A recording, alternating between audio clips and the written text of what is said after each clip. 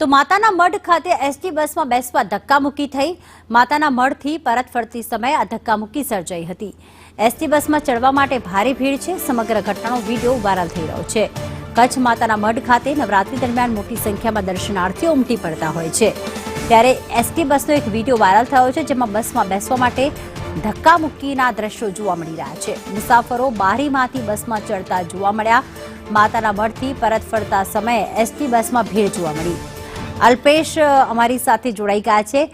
અલ્પેશ, નવરાત્રીના સમયમાં ખાસ માતાના મઢે લોકો દર્શન કરવા જતા હોય છે, એવા સમયે આ ભીડના દ્રશ્યો સામે આવ્યા છે।